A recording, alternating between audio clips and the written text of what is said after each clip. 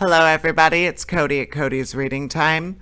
I'm back again with another story out of the Violet Fairy book by Andrew Lang, and this one is called The Child Who Came from an Egg. I hope you enjoy it, and if you do enjoy my narrations, please subscribe. I upload new stories every single day, and there will always be new stories to listen to.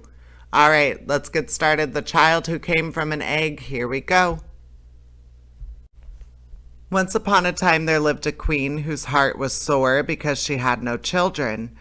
She was sad enough when her husband was at home with her, but when he was away, she would see nobody but sat and wept all day long. Now it happened that war broke out with the king of a neighboring country, and the queen was left in the palace alone.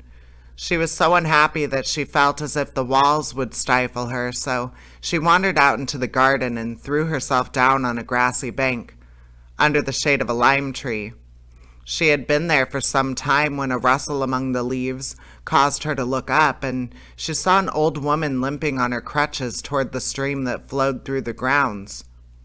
When she had quenched her thirst, she came straight up to the queen and said to her, "Do not take it evil, noble lady, that I dare to speak to you, and do not be afraid of me, for it may be that I bring you good luck." The queen looked at her doubtfully and answered, "You do not seem as if you have been very lucky yourself, or if you have much good fortune to spare for anyone else." "Under rough bark lies smooth wood and sweet kernel," replied the old woman. "Let me see your hand that I may read the future." The queen held out her hand, and the old woman examined its fine lines closely. Then she said, "Your heart is heavy with two sorrows, one old and one new. The new sorrow is for your husband, who is fighting far away from you, but believe me, he is well and will soon bring you joyful news. But your other sorrow is much older than this. Your happiness is spoiled because you have no children." At these words the queen became scarlet and tried to draw away her hand, but the old woman said, "Have a little patience, for there are some things I want to see more clearly." "But who are you?" asked the queen, "for you seem to be able to read my heart." "Never mind my name," answered she, "but rejoice that it is permitted to me to show you a way to lessen your grief. You must, however, promise to do exactly what I tell you, if any good is to come of it." "Oh, I will obey you exactly," cried the queen, "and if you can help me, you shall have in return anything you ask for."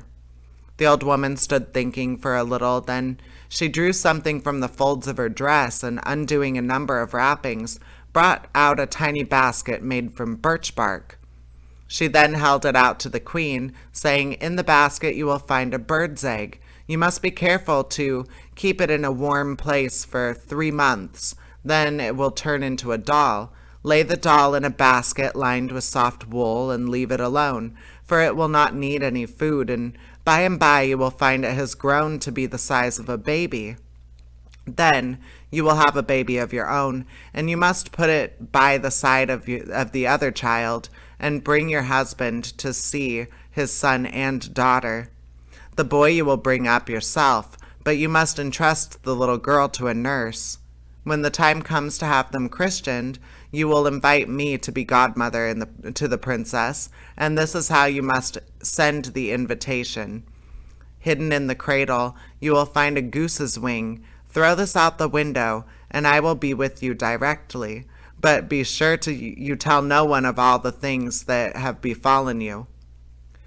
The queen was about to reply, but the old woman was already limping away, and before she had gone 2 steps, she had turned into a young girl, who moved so quickly that she seemed rather to fly than to walk. The queen, watching this transformation, could hardly believe her eyes, and would have taken it all for a dream had it not been for the basket which she held in her hand. Feeling a different being from the poor sad woman who had wandered into the garden so short time ago, she hastened to her room and felt carefully in the basket for the egg. There it was, a tiny thing of soft blue with little green spots, and she took it out and kept it in her bosom, which was the warmest place she could think of. A fortnight after the old woman had paid her visit, the king came home, having conquered his enemies. At this proof that the old woman had spoken truth, The queen's heart bounded, for she now had fresh hopes that the rest of the prophecy might be fulfilled. She cherished the basket and the egg as her chiefest treasures, and had a golden case made for the basket so that when the time came to lay the egg in it, it might not risk any harm.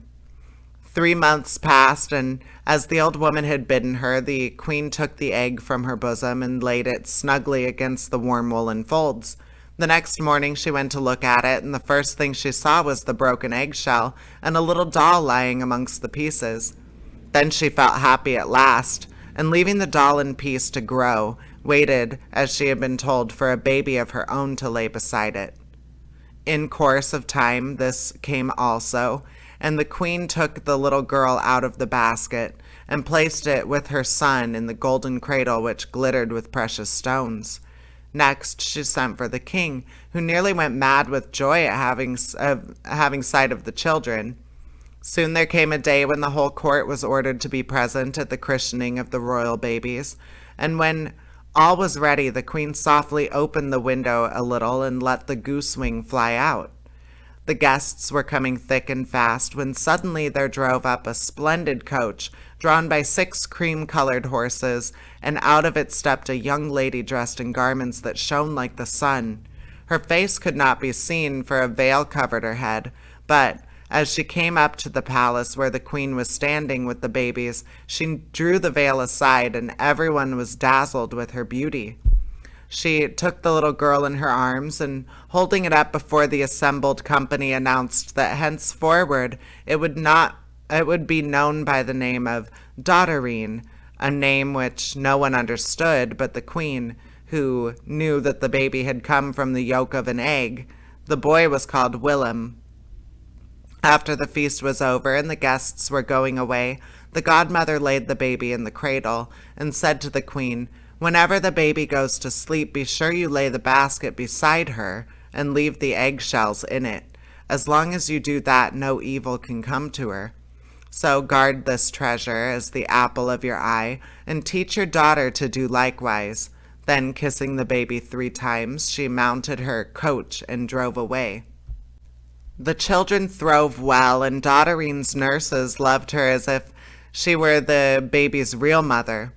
Every day the little girl seemed to grow prettier, and people used to say that she would soon be as beautiful as her godmother, but no one knew except the nurse that at night, when the child slept, a strange and lovely lady bent over her. At length she told the queen what she had seen, but they determined to keep it as a secret between themselves. The twins were by this time nearly 2 years old when the queen was taken suddenly ill. All the best doctors in the country were sent for, but it was no use, for there is no cure for death. The queen knew she was dying and sent for Dotterine and her nurse, who had now become her lady-in-waiting. To her, as her most faithful servant, she gave the lucky basket in charge and besought her to treasure it carefully. "When my daughter," said the queen, "is 10 years old, you are to hand it over to her, but warn her solemnly that her whole future happiness depends on the way she guards it. About my son I have no fears. He is the heir of the kingdom, and his father will look after him." The lady-in-waiting promised to carry out the queen's directions, and above all to keep the affair a secret, and that same morning the queen died. After some years the king married again, but he did not love his second wife as he had done the first, and had only married her for reasons of ambition. She hated her stepchildren, and the king, seeing this, kept them out of the way, under the care of Dotterine's old nurse. But if they ever strayed across the path of the queen, she would kick them out of her sight like dogs. On Dotterine's 10th birthday, her nurse handed over the cradle and repeated to her her mother's dying words, but the child was too young to understand the value of such a gift, and at first thought little about it. 2 more years slipped by, when one day, during the king's absence, the stepmother found Dotterine sitting under a lime tree. She fell as usual into a passion and beat the child so badly that Dotterine went staggering to her own room. Her nurse was not there, but suddenly, as she stood weeping, Her eyes fell upon the golden case in which lay the precious basket. She thought it might contain something to amuse her and looked eagerly inside, but nothing was there save a handful of wool and 2 empty eggshells. Very much disappointed, she lifted the wool, and there lay the goose's wing. "What old rubbish," said the child to herself, and turning, threw the wing out of the open window. In a moment, a beautiful lady stood beside her. "Do not be afraid," said the lady, stroking Dotterine's head. "I am your godmother, and have come to pay you a visit. Your red eyes tell me that you are unhappy. I know that your stepmother is very unkind to you, but be brave and patient, and better days will come. She will have no power over you when you are grown up, and no one else can hurt you either. If only you are careful never to part from your basket, or to lose the eggshells that are in it. Make a silken case for the little basket and hide it away in your dress, night and day, and you will be safe from your stepmother and anyone who tries to harm you. But if you should happen to find yourself in any difficulty and cannot tell what to do, take the goose's wing from the basket and throw it out of the window, and in a moment I will come to help you. Now come into the garden, that I may talk to you under the lime tree, where no one can hear us." They had so much to say to each other that the sun was already setting when the godmother had ended all the good advice she wished to give the child, and saw it was time for her to be going. "Hand me the basket," said she, "for you must have some supper. I cannot let you go hungry to bed." Then, bending over the basket, she whispered some magic words, and instantly a table covered with fruits and cakes stood on the ground before them. When they had finished eating, the godmother led the child back, and on the way taught her the words she must say to the basket when she wanted it to give her something. In a few years more, Dotterine was grown up and a young lady, and those who saw her thought that the world did not contain so lovely a girl. About this time, a terrible war broke out, and the king and his army were beaten back and back, till at length they had to retire into the town and make ready for a siege. It lasted so long that food began to fail, and even in the palace there was not enough to eat. So one morning Dotterine, who had had neither supper nor breakfast and was feeling very hungry, let her wing fly away. She was so weak and miserable that directly her godmother appeared, she burst into tears and could not speak for some time. "Do not cry so, dear child," said the godmother. "I will carry you away from all of this, but the others I must leave to take their chance." Then, bidding Dotterine follow her, she passed through the gates of the town and through the army outside, and nobody stopped them or seemed to see them. The next day the town surrendered, and the king and all his courtiers were taken prisoners, but in the confusion his son managed to make an escape.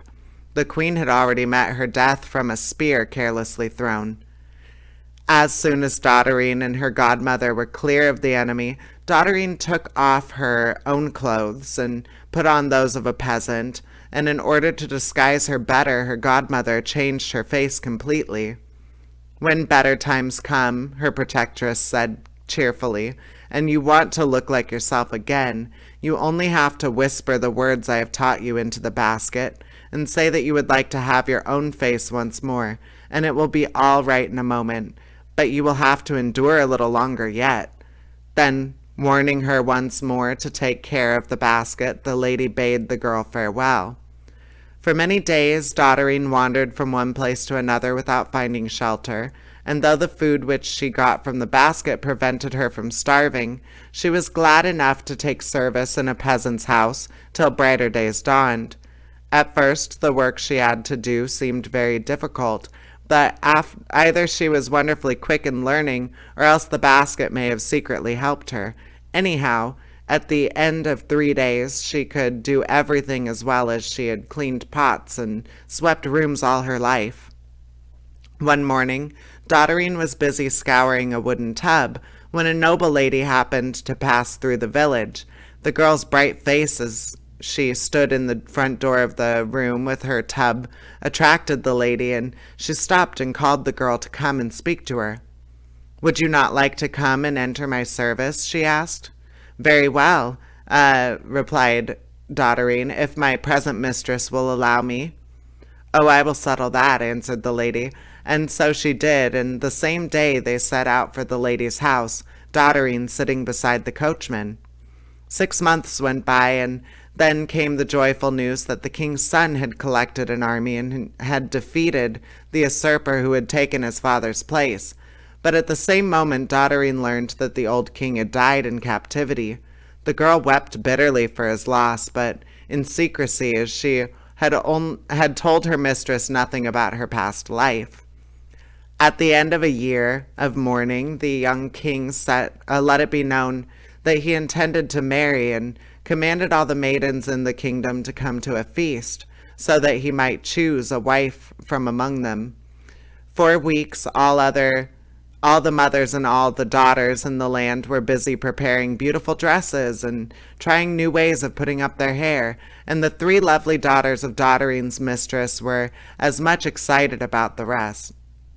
The girl was clever with her fingers and was occupied all day with getting ready her smart clothes. But at night, when she went to bed, she always dreamed that her godmother bent over her and said, "Dress your young ladies for the feast, and when they have started, follow them yourself. Nobody will be as fine as you." When the great day came, Dotterine could hardly contain herself, and when she had dressed her young mistresses and seen them depart with their mother, she flung herself on her bed and burst into tears. Then she seemed to hear a voice whisper to her, "Look in your basket, and you will find in it everything that you need." Dotterine did not want to be told twice. Up she jumped and seized her basket and repeated the magic words, and behold, there lay a dress on the bed, shining as a star. She put it on with fingers that trembled with joy, and looking in the glass, was struck dumb at her own beauty. She went downstairs, and in front of the door stood a fine carriage, into which she stepped and was driven away like the wind. The king's palace was a long way off, yet it seemed only a few minutes before Dotterine drew up at the great gates. She was just going to alight when she suddenly remembered that she had left her basket behind her. What was she to do? Go back and fetch it, lest some ill fortune should befall her? Or enter the palace and trust to chance that nothing evil would happen? But before she could decide, a little swallow flew up with the basket in its beak, and the girl was happy again. The feast was already at its height, and the hall was brilliant with youth and beauty, when the door was flung wide and Dotterine entered, making all other maidens look pale and dim beside her. Their hopes faded as they gazed, but their mothers whispered together, saying, "Surely this is our lost princess." The young king did not know her again, but he never left her side nor took his eyes from her. And at midnight a strange thing happened. A thick cloud suddenly filled the hall, so that for a moment all was dark. Then the mist suddenly grew bright, and Dotterine's godmother was seen standing there. "This," she said, turning to the king, "is the girl whom you have always believed to be your sister, and who vanished during the siege. She is not your sister at all, but the daughter of the king of a neighboring country, who was given to your mother to bring up, to save her from the hands of a wizard." Then she vanished and was never seen again, for the wonder-working basket either. But now that Dotterine's troubles were over, she could get on without them, and she and the young king lived happily ever after till the end of their days. And that is the end of that story. I hope you enjoyed it, and please subscribe. I upload new stories every single day on my channel. There will always be something new to listen to. All right, take care, everybody. Bye-bye.